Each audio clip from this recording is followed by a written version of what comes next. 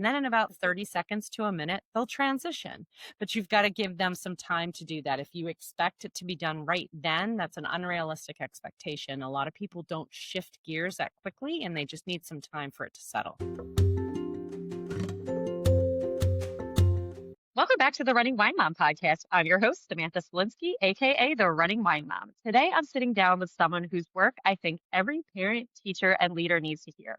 Dr. Bethany Bilodeau is a behaviorist, sensory expert, and the author of Ease the Pain in the Classroom. She holds a doctorate in leadership, countless certifications in therapies and approaches you've probably heard of, and some you may not. But what I love about Bethany is how she takes all of the research and training and makes it practical. Her mission is to give parents and educators tools that actually work. So without further ado, let's welcome Bethany. Thank you for being here. Thank you so much for having me. I'm a fan of the show. I'm so excited to be here tonight. I love the format and style of it. This will be super fun.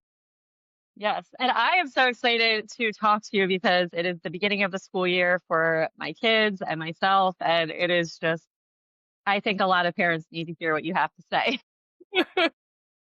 So before we get into all of that, to start each episode, we have our wine, and win of the week segment. This is where we share our favorite bottle of wine or vent about something that's been bothering us and celebrate our recent victories. So grab a glass, take a deep breath, and let's get started. So what is your UINE wine of the week? So my wine, and this is, but I probably only drink two different brands, and I love wine, but is Tohu a Sauvignon Blanc, and I love, love, love, love this one. So it's one of my very favorites, and I love it year round. It pairs well with everything. So, well, cheers. I have my red over here, Pinot Noir. And what is your WHINE of the week? Well, I'm not a big whiner. I'm kind of more of a get things done sort of person. I think probably when kids are not put first, that probably is the big thing that like kind of grates on me as far as things like that. So what's your win of the week? So my win of the week. So a week ago, I was hiking with a student who got startled by someone on the trail, and she decided that she was going to break out into a sprint. And I had a 30-pound pack on, and so she sprinted for almost a mile, and I stayed right up with her. This is great. We're getting the two steps. I'm so glad we got a little extra cardio today. Woo, woo, woo. And the next morning I was like, please, when I got up in the morning, please let my back still work. And it did. That is a win. Those bags are no joke. And running with them, oh my goodness. So that'll be a nice segment into your fitness. Besides hiking and running with 30-pound book bag, what's your favorite way to stay active? I think right now it's probably Peloton. I was a fitness instructor for about 25 years, 28 years. Just the technology just advancing so much after a while. It's like I can't teach on a regular basis. And I coach most of my girls' sports. So I started doing the Peloton thing like 7 years ago, and I love it. It's just their classes are fabulous. I love it. Totally agree. Who's your favorite instructor? Robin Arzon. Yes, love her. Yeah, I do the tread boot camps a lot. I love them. We want to tread so bad. Like my daughters keep saying, like, if we got to tread, mom, and I'm like, you guys will have to like really commit, like use the Yeah. tread regularly. It's a commitment, like the financial Mhm. commitment of it. So we're on the edge of that because we've, been pretty dedicated to the bike for a while. So Yeah, I love do you that. love the tread? Well, so I do the app. And I do it at my gym, but my cousin has the tread and she loves it so much. She did the bike forever, and anyone that I've heard that has the tread, they love it. Having the equipment that they have, it's a game changer for sure. Yeah. Well, that's what before, like during COVID, I got like a, you know, $75 spin bike from, Walmart or something. And then we ended up getting a Peloton and I was like, oh, I thought I was working out. Now I'm working out. The same thing. Okay. So how does maintaining your fitness routine kind of contribute to your mental health? I think significantly. I often say, I'm not fit for consumption if I haven't exercised. Like you can tell. My husband always says, man, you can tell the difference when you haven't exercised during the day. It's huge for that. And I think also because our greatest population is students who exhibit physically aggressive behaviors. So for us, it's a matter of training so that we don't get injured. So the majority of us on staff, we get up every day, we do our meditations together, and then we're all in a class or doing something like that, something to help us just maintain our level of fitness so that we don't. And it's really about injury prevention for us. Yeah. That's so important for especially the line that you're in of work, the injury prevention. I mean, and just working out, not only for your mental health, but God forbid you do get injured, then you're just like Yeah, a keep whole me other. doing any good if I can't go to work. So Right. So let's talk parenthood. Tell us about your family. So I have 4 fabulous kids. I have 2 older sons. My oldest son is the reason why I'm pretty much in this field. He was asked to leave 3 daycares before he was 18 months old. He was the biter, I'm actually going to do some work in a Montessori school tomorrow. They've got a biter. So they were Yeah. like, "Hey, you wanna come and hang out with us?" Yeah, so, parents are real forgiving until you've got the kid that bites, and then they're like, "Yeah, he's gotta go." So, just working with that and trying to figure out how to meet his needs and really feeling as a parent as a failure constantly, like, I cannot figure out how to make this kid feel comfortable in his own skin and really help him be successful. And I think my journey to get him there and get myself there was really what led me into this field and is part of the reason why my field is so unique compared to a lot of other people's. So I have the 2 older sons at the top and then 2 younger daughters that are adopted. I was a foster parent for years, and so I have 2, a 9-year-old and a 12-year-old girls also that are super fun, and, being an older parent, I really enjoy doing things with them and coaching middle school soccer this year. I've never coached middle school soccer before. I've coached little guy soccer for years, and it's a totally different world, but I love spending time with the kids. It's really different for me to spend time with students that are not, challenged, and really I'm not there as from a behavioral standpoint and get to know them as people. It's been super fun. That's awesome. I'm sure it's a switch you have to turn off too, where Yeah. you're like, I can calm down a little bit not to be so. So what were you least prepared for in parenthood? I think probably the level of guilt. And I think a lot of parents probably, the majority of, especially moms, like we feel that all the time. Doesn't matter how much you do, you always feel like, gosh, I wish I was better at that. I wish I could do more. I wish I didn't fail at that. And it's a lot of times I'm spend so much time with parents saying, you're doing the most. You are doing everything you possibly can. You just don't have the right tools to make yourself feel successful, but you are doing the absolute most. Give yourself grace. And I think for myself too, that's definitely something that I've always struggled with. And I think most moms struggle with, most dads often struggle with that too. And I think that's a great reminder for all of the parents listening is that we are always trying our best, but like you just said, there's nobody tells us like if you have the biter, what do you do? If you have a child who doesn't follow directions, what do you do? So you're kind of just like figuring it out on your own. Absolutely. It's wonderful to have people like you who can help in those situations. So what do you think your parenting style is? Well, it's funny because my sons would tell you she is the strictest parent you will ever be around, but she delivers it in a way that you don't realize she's being strict. They're like, I love her that. expectations are incredibly high, but she's super fun about everything. So you don't, it's kind of sneaky. Like they're like, you don't really know. And they're like, and I'll say, was I the parent that you were always most concerned about the feedback from? And they were like, absolutely.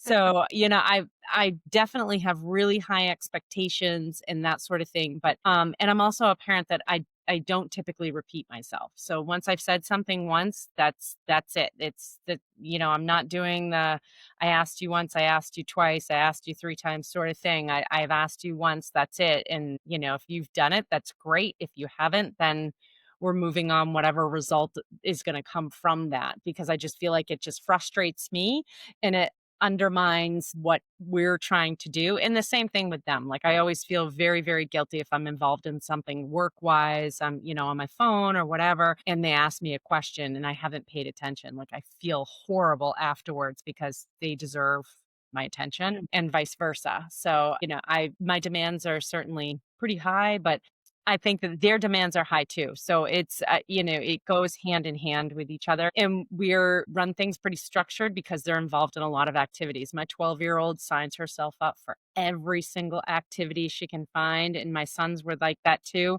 Whereas my 9-year-old's like, can I just have some time? Can we just back it down a little bit? Like my little one was down here before we started the podcast and she's playing with her Barbies and everything else. And I was like, "You can keep playing Barbies, but you're gonna have to play silently when I get on." And she says, "Alright." She packs everything up, but she's like, "I'll just go up to my room." I'll just Okay. avoid this. It's a great choice. Well, I'm so glad that you problem solved that. Super. I was just gonna literally just gonna say you gave her the choice to stay or leave, whatever she could handle, and she chose what she could handle, which is something very important for kids to Yeah, do. and in every situation, I try to give my kids as much choice as I possibly can, and I try to give them choices that I'm comfortable with, no matter what choice they choose. And we've had kind of a different relationship where my kids have been able to travel with me and do trainings and go to different schools and see how things are done. So I think they have a very different learning experience, and I think many people are exposed to. So it's been good for them because they really have a different perspective on how it is to grow up the way they are because they've seen so much of the other side of it. So true. Yeah, I didn't even think about that. So I know you're going to talk about a lot of advice for parents, but what's one personal piece of advice that you would give other parents? Because I always ask all of my guests this question. Be protective of your sleep and your peace. I think those are big ones. A lot of times parents say, I'll cut some time off here of sleeping, or I'll do this, or I'll do that. And it catches up to you and it's reflects in everything else you do in your health and all of that. And I think that that's a really hard one because I think it's easy for people to say, well, I'll just go to bed a couple hours later and I'll do that later on and so on and so forth. But you've got to be protective of your sleep.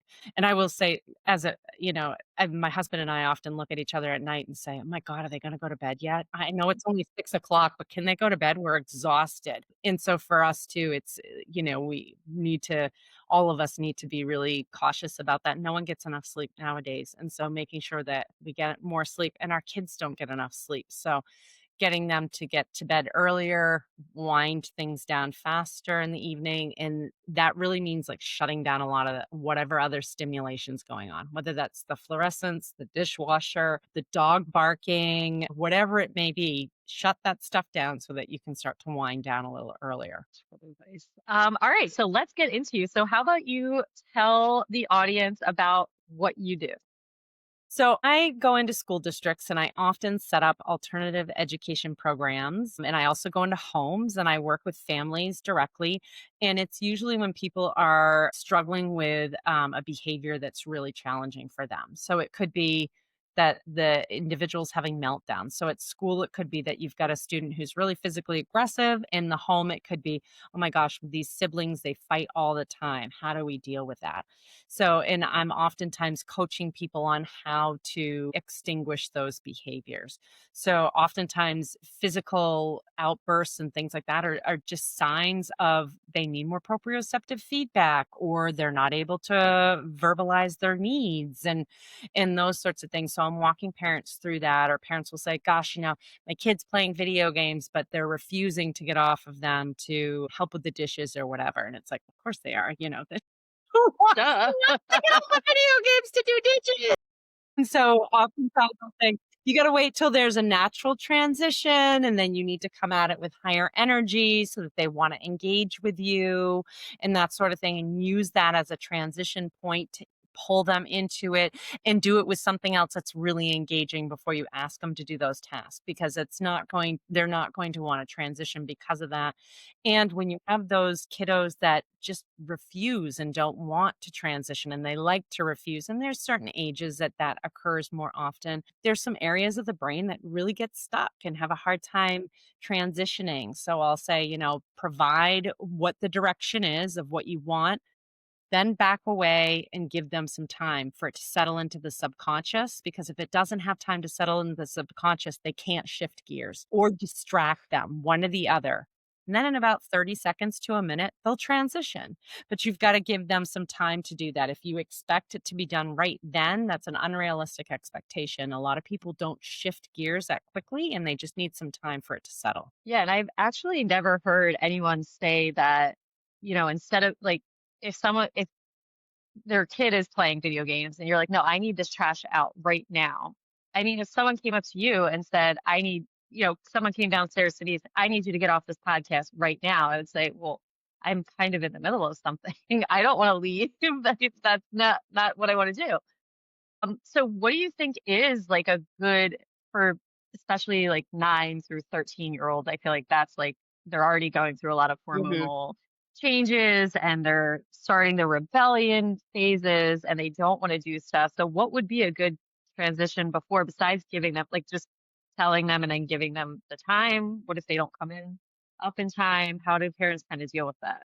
Yeah, and I'll save things or I'll tell parents, like, save a couple of good things to ask them about or talk to them about during the time of when you want them to transition to something else. So if you know they are watching a TV show or playing a video game or outside playing with their friends or something like that, save that conversation about, "Hey, what are we gonna do this Saturday?" Or, "What friend do you wanna have come over next?" For that transition time. So you can say, "I'm going to come out and get you in 10 more minutes, just so you know.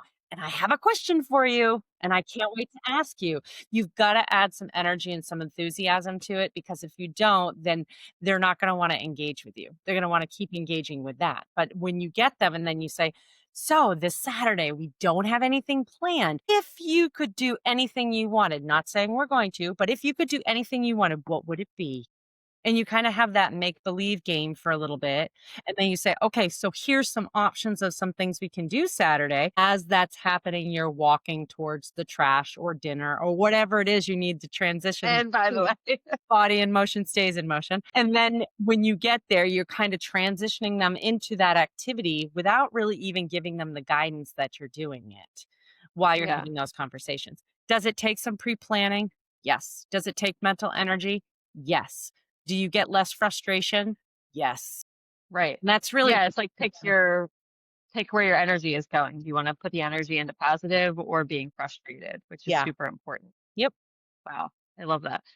So you describe yourself as both a behaviorist and a sensory expert. When did you kind of first realize that you had this unique way of seeing people? I think it was probably I had my company at that time about 15 years ago. I was doing mainly vocational training. I had a lot of certs in the vocational area and I was mainly working with individuals who were having a hard time learning different job tasks and things like that and we were helping them and these were students so they were all under the age of 21 and we were helping and guiding them into that and I said, "But this has so much to do with behavior. This actually has more to do with behavior than it has to do with the job tasks themselves. Because honestly, people don't lose jobs because they can't do the job tasks. They lose jobs because they don't fit into the workplace culture. Mhm. So, how can we help enhance that behaviorally and that sort of thing?" And I started doing a lot of my dissertation research on it.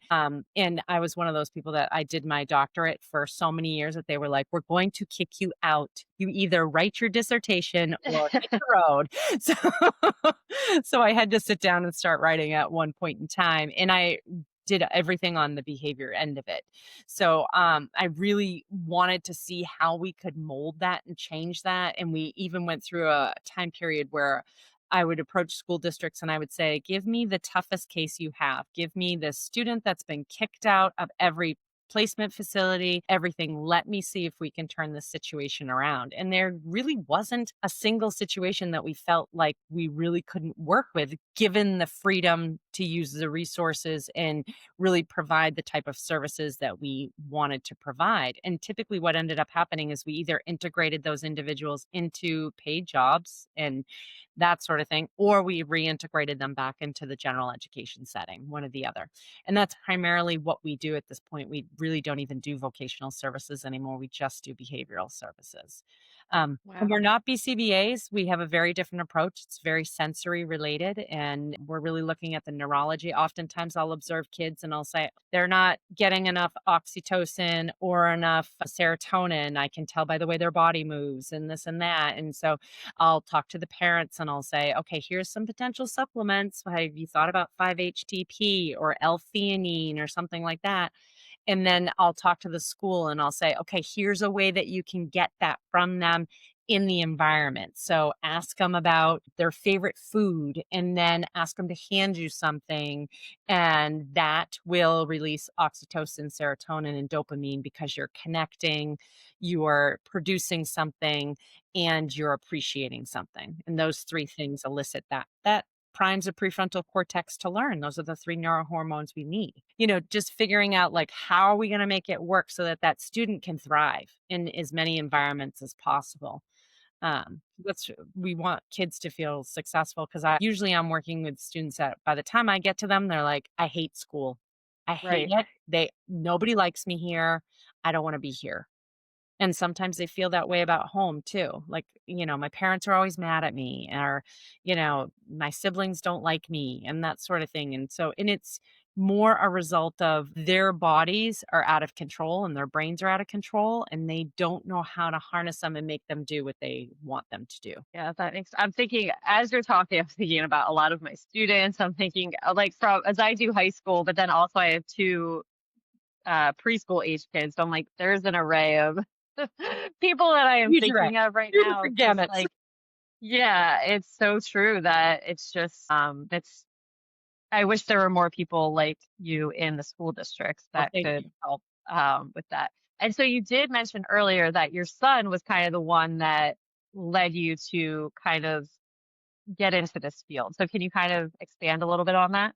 Yeah, I mean, he struggled for quite a while, quite a few years. He had an individual education plan and had a lot of sensory challenges and things like that. We were very lucky. He made a lot of progress, and it was mainly because we stumbled across a sensory school that he went to, which I was like, wow, this is my happy Wow. place. I eat here all the time, and then he was able to learn a lot of skills. And almost all the trainings that I attended the first 20 years my business was running was really more to benefit him. So if I would say, "Oh gosh, I think that he needs more activities and dialectical behavioral therapy or something like that," I would go off and attend tons of trainings in that area to try to help support that. And then, it then in turn helped our students and things like that. And we were able to incorporate it in other ways. And we were really lucky in that aspect that we could select what areas we felt were going to be the most useful.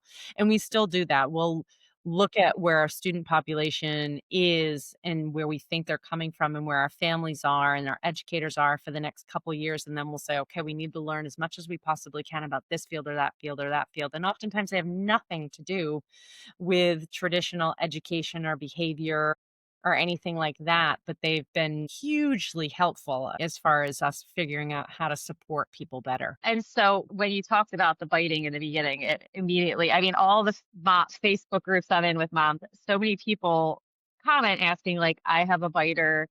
And my children were not biters. So when people respond like, "Oh, this is very normal behavior for like a kid who's 2 or Is 3," and I'm normal, like, but it sucks. I mean, when you get bit, "Yeah, what's your reaction? I mean, most of us I even do this to this day, even though I've been trained. If I get bit, I go, "Ah," and I jump yeah." like 5 feet, and it's like I make such a big reaction, and it's like you couldn't give somebody else more power than having a reaction like that. So it's which makes it really hard. So I often tell people, wear jean, wear corduroy, on your arms as well as on your body if you're working with someone who bites and don't respond when they bite.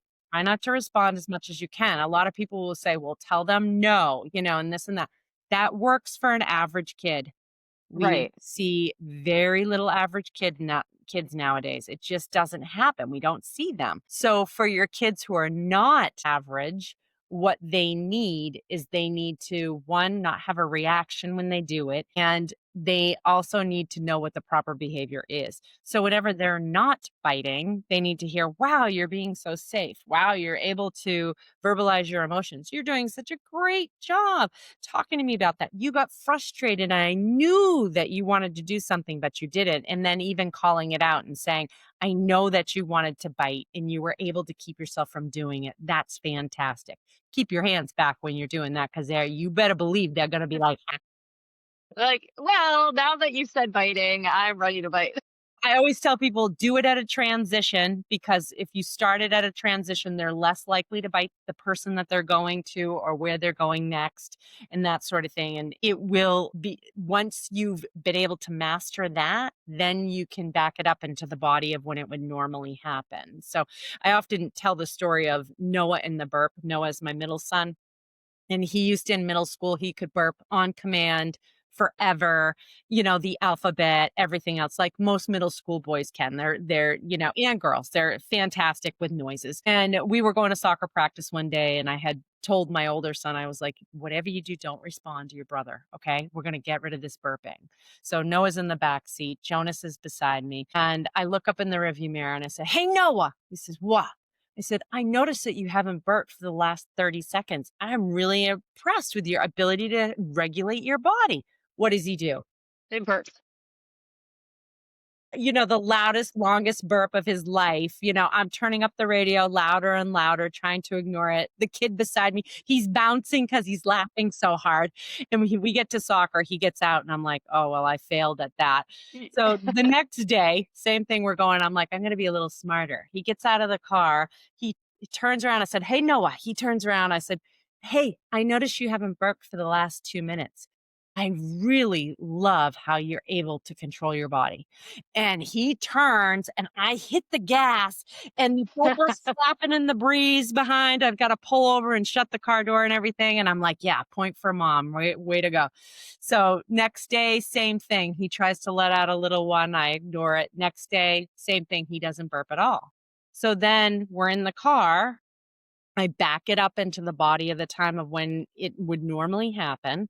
And I do the whole, hey, Noah, I noticed. And sometimes I make it even sound like he's going to get in trouble, hey, Noah. And instead I turn it on him and I'm like, I love how you were able to control this, so on and so forth. He lets out a little tiny test one. We ignore it.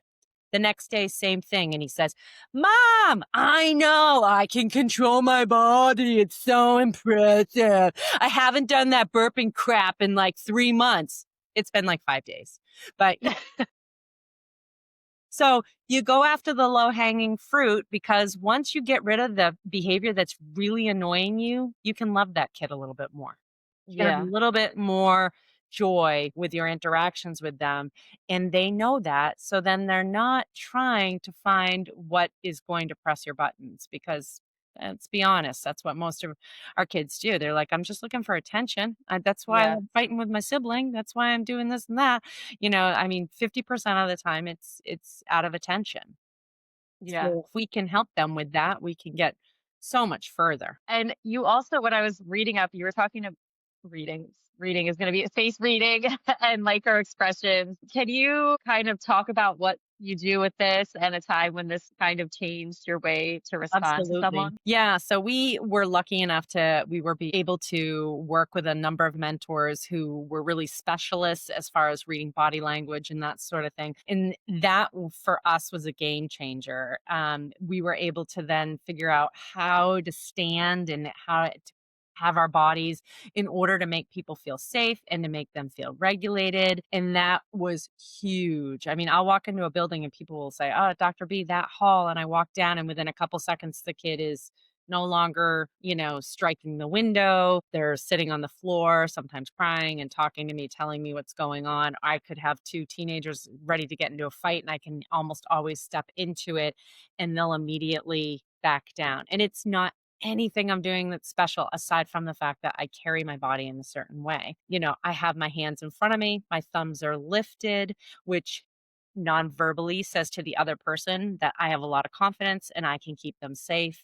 My head is tilted to the left, which says I have a lot of empathy. If I wanted to look smart, I'd tilt it to the right, but I don't need to look So smart. I just need interesting. to look like I got my feels. So I've got my hips pointed towards them and my feet pointed towards them so that they know that I am really attentive to them. If my toes are slightly turned away or something, it's going to imply that I'm done with the conversation and I'm leaving. And the same thing, I hold my mouth slightly open just so that my frown lines don't say, I don't want to have this conversation.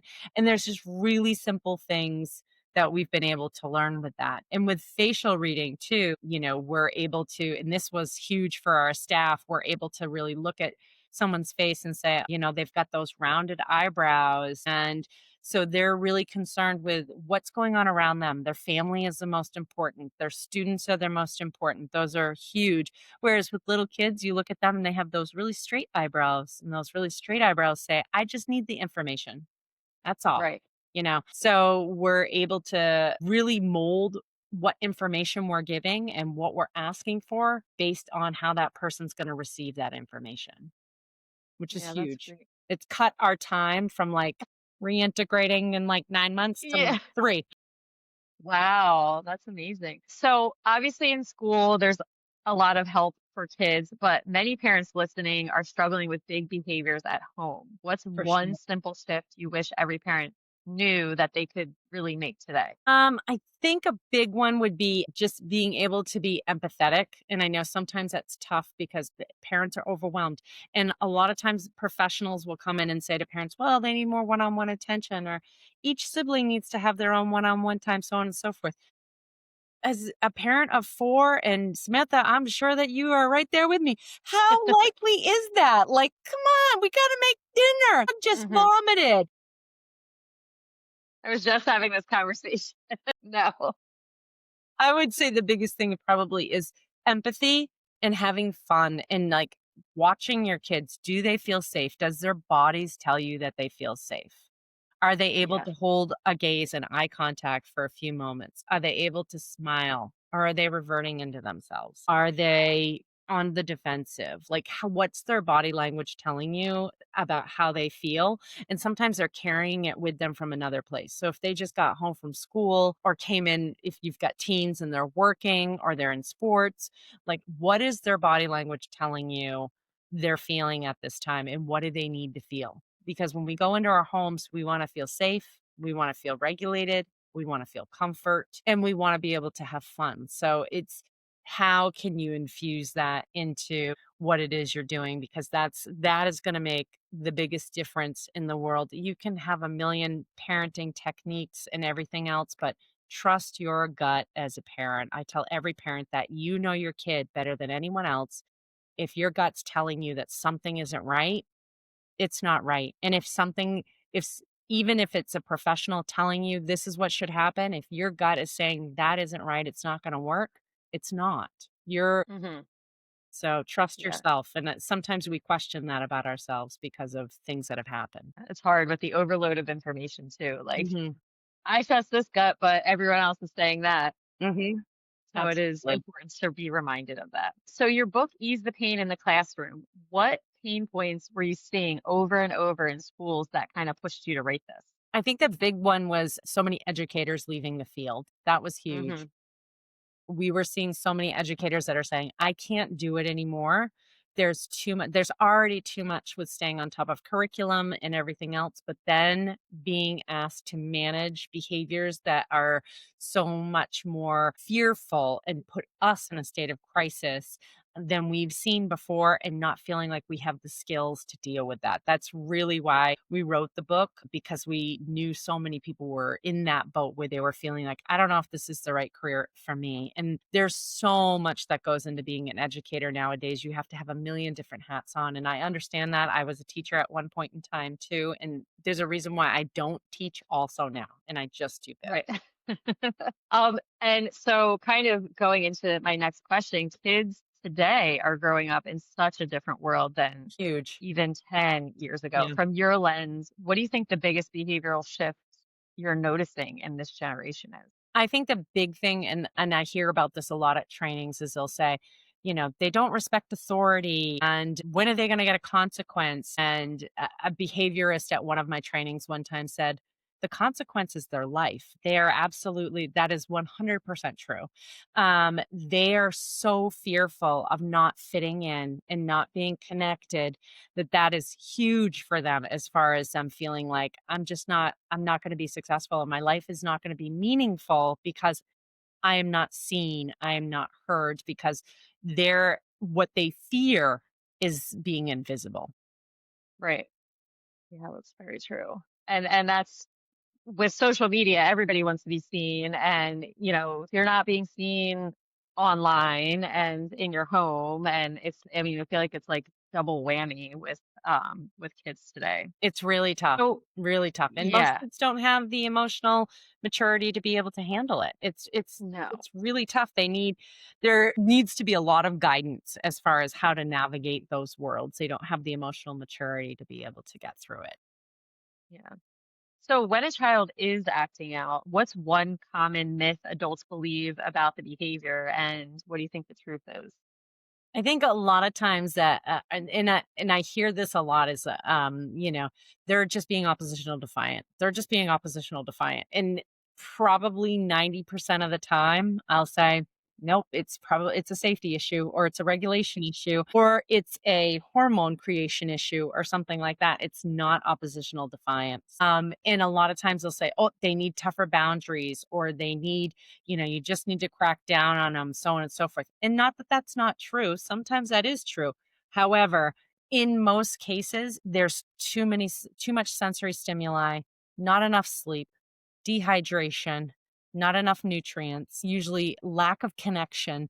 There's so many other things that are playing a role that contribute to that oppositional defiant behavior that once you can correct some of those areas, there's so many students I've worked with that I've said, can we just increase their water intake? If we can Hmm. quadruple their water intake for about 3 weeks, you probably won't need our services. And that's usually true because Wow. dehydration presents very similarly to ADHD. So when people are hydrated, they behave differently. When they get quality nutrients, sleep, we all know Yeah. the days that we haven't slept, I often say, like, my youngest daughter, when she was placed with us, she was on failure to thrive. She was 7 weeks premature, and she was on that fun, like, 2-hour feeding cycle, and it was myself and my oldest son who were taking care of her. So he would get up and feed her at midnight and 2 Oh, AM, and then I would get up at and, till my sitter came during the day, and then I would do all the early evening feedings, and it was I don't even remember the first year of her life. yeah. It's a lot. I don't think he does either. It was No, it was another level, like, just the lack of sleep that we had during that year. My that's why kids. we choose to have more kids, right? Because we forget because we didn't sleep and we don't remember how bad it is. Yep, yep. So can you share a quick sensory regulation strategy that would work for kids, maybe like in the moment or maybe even adults too? Absolutely. So my favorite one is probably either water, which water is a natural human regulator. And so I love using water, whether it's filling water bottles, listening to rain, washing dishes. I often say if you've got to have a tough conversation with your kid, have it at the sink, while Wow. he's doing dishes, because everybody's had that kid, if you've had children at all, who says, I don't want to take a shower. And you're like, you smell like foot. You need to go take a shower.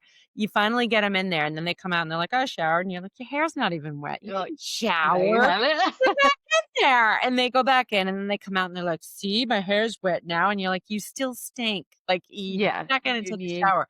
They finally get in there, and then they're in there singing, and you're banging on the door going, "Okay, your sibling needs to it's take a shower too. Come on out." And when they come out and they're like, "I love you, mom. I love you, dad. Things so great."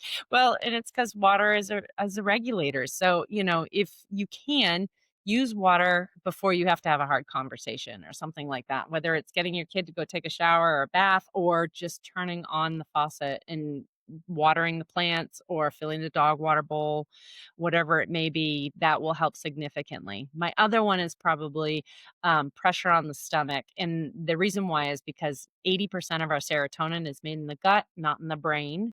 And most of us do not have enough serotonin, and that serotonin level is 100% impacted by food we eat, the nutrients we're consuming because it takes a lot of nutrients to make serotonin. So if you put pressure on the stomach, it pushes it out into the bloodstream. So I'll often tell teachers and parents store things on the floor. Try not to store things up high and that sort of Right. thing because I mean that helps too from a vagus nerve perspective and all that. But you want to store things low so that they have to put the pressure on the stomach in order to activate and push that serotonin out to get them more level. So a lot of times I'll walk by kids and I'll drop things on the floor. And they'll be like, "Oh, I'm picking them up for me." And I'm like, "I'm such a glad sack," Yeah. and they're helping me pick them up and everything else. And I'm like, "Thank you so much. You're so fabulous." And, it was probably because they weren't paying attention in class, or it was my kids and they were arguing, and I wanted to stop the argument or something like that. So it will Wow. do that as well.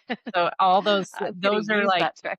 probably the 2 easy ones because I always say I don't wanna ask parents and educators to do another thing. I just want to give them better use of strategies that are already happening at a time that can be more productive for them. Yeah.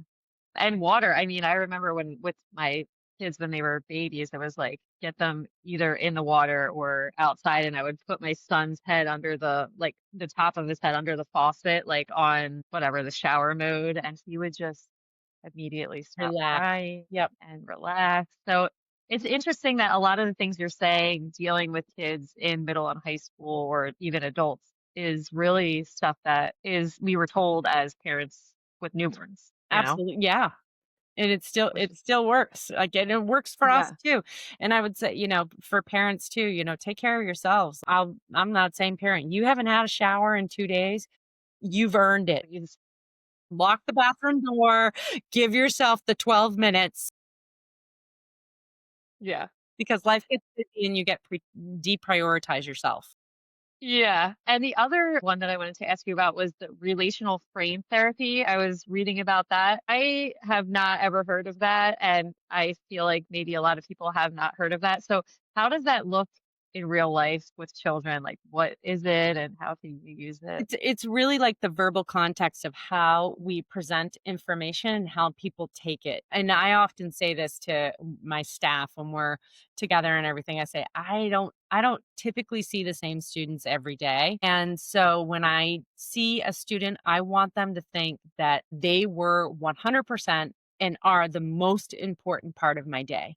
So Hmm. every way I'm framing it and how I'm interacting with them, I want them to feel that way. And I also want the staff to feel that way too. They need to. Everybody needs to feel that way. They need to feel valued in that way. And even though relational frame is really about how you lay the information out in the verbal context that you're using because that helps to create the thoughts in our mind, I'm utilizing it in a way that's saying how can we make this person feel super valued? Because typically I'm working with people who feel very marginalized. Yeah, that's fair. And I'm just thinking of people in my life who make me feel important in the room, and it's so true. I like feeling that way.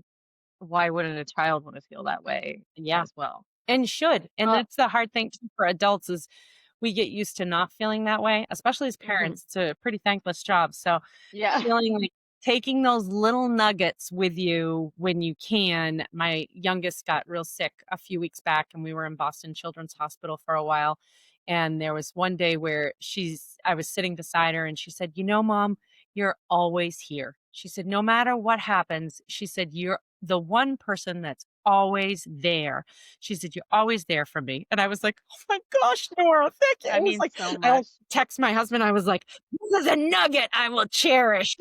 Yeah, it really He does is not so hand important. compliments out easily.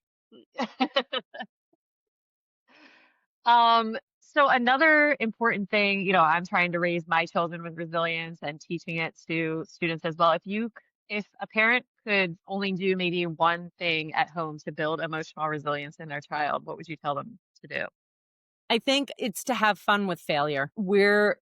As a culture, have become so fearful of letting our kids fail and wanting to protect them instead of really celebrating failures as much as Mhm. success. Because it's a part of growth and it's part of the journey and learning what you want to be and what you don't want to be, and allowing it to be okay. It's okay to fail. It's oftentimes we learn so much more because our brain has to do so much, make so much more effort in order to do things. And so I think that's a huge part of it, is not feeling the guilt or shame because things didn't go the way that we had planned, but knowing that there is something that we're going to glean from every experience. Yeah, and I was just talking to my students about this actually last week, and I said, "How many of you guys are afraid to fail?" And they all like kind of raised their Yeah, hand, and I'm like, "We're gonna start something where we have like failure Fridays. that's great. Everyone's gonna go around and talk about one thing they failed at because everybody's afraid of it, but that is some." And I was too. Like until I was in my 30s, I feel like I was afraid to fail at I things. And still like am. yeah, it's a conscious thing to be like, it's okay if I don't succeed, even though I really want to.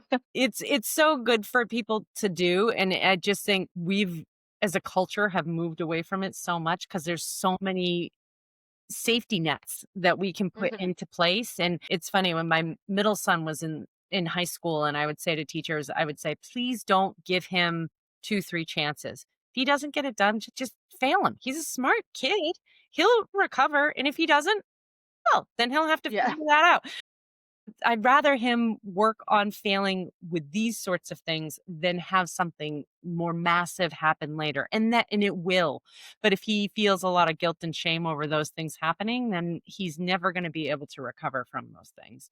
So I think that's a big part of it, because if you're just starting to have failures as an adult, that's where it's really hard. And I see so many kids nowadays that are like, I'm not going to try that because I could fail. Yeah. I totally agree with that as well. And I'm like, you could just try and do your best and then it'll be okay. So we talked a lot about, kids and their behaviors, but it's not just for kids, as we just said, behavior change. What's one habit that you had to personally unlearn as you went through all of the different degrees and certificates and all that you went through that you kind of found like, wow, I really have to unlearn this one behavior? I think that the biggest thing was multitasking. I mean, I had always prided myself so much on multitask, multitask, multitask for years, and then it got to the point where I was multitasking to the point that it was at the detriment of other people around me. So I was that person that was on my phone at the same time I was talking to someone and everything else, and I have that ADHD brain that I can do that, but it makes people feel undervalued, and it's not healthy. After a while, you get very fragmented yourself. So for me to actually say, nope, I'm doing this right now and I'm going to focus on this, is incredibly hard for me because my brain wants to go in 50 different directions. So I Yes. spend a lot of time refocusing myself, and constantly saying in my head, let it go, Bethany. Let it go, Bethany. Bethany, I said, let it go, let it go, let it go. And saying, you're just focusing on this right now. And for me, that's really tough. And I think for most people, that's a really tough thing. And it's probably one of those things that I work on all the time, because no amount of things I learn or anything else will allow me to get time back with the people Right. that I care for. Yeah. So true. So your job is probably extremely overstimulating, and then you go and coach soccer afterwards. What's one self-care ritual that helps you kind of reset? I meditate usually once or twice a day. And I'm really lucky that we often have students that have physical fitness goals and things like that. So I'm able to hike or bike or do other sorts of physical activities with them, which I'm so fortunate. Every now and then we'll take a picture of a hike and I'll say, I love my job. I'm so Yeah. lucky I get to do this Very as nice. part of Yeah. my work, for sure. And I am very possessive about my sleep. Like, I go up into my bedroom at a certain time every night, and, um, I don't usually come back down for most anything unless the kids are sick or something, because it's just, I'm very protective about my sleep, and I think those are big ones for me. The meditating and the sleep are Really non-negotiable. important. So you have given us so much wonderful information. But for one last question, if every parent and teacher listening today could walk away with one message from you, the thing you want etched in their memory, what would it be? That most everything stems from safety, either theirs or those around them. That if they don't feel safe, they're going to demonstrate that in everything they do. And it comes out in their body language and everything else. And the people around them also do not feel safe. So, get themselves feeling safe and feeling comfortable so that they can take a risk and try something new, try something different. And the same for those, people around them that they're supporting, because people don't take risks if they don't feel safe. All right, well, that is a great place to end it. So that's going to bring us to the end of another episode of The Running Wine Mom. Dr. B, thank you so much for this conversation. I know parents, educators, and myself are walking away with tools that they can use today and a deeper sense of hope for tomorrow. So for those of you listening, be sure to check out Dr. B's book, Ease the Pain in the Classroom, and her resources, the Behavior Bootcamp and Core Methods. I'll link everything in the show notes so you can kind of do a deeper dive. As always, thank you for spending time with me on The Running Wine Mom. Don't forget to subscribe, leave a review if you loved it, and share this episode with a mom who needs to hear it. You can follow me on Instagram at The Running Wine Mom _. And Bethany, where can the listeners find you? Easiest place to find us is at www.thebehaviorbootcamp.com. Perfect. Thank you so much for this. This is a great conversation. Thanks Loved for it. having me. Of course. Thank you so much for joining us today. Remember, you are strong, you are capable, and you are all amazing. Until next time, keep running, keep sipping, and keep embracing the joy of motherhood. Cheers, and I will be back next Tuesday.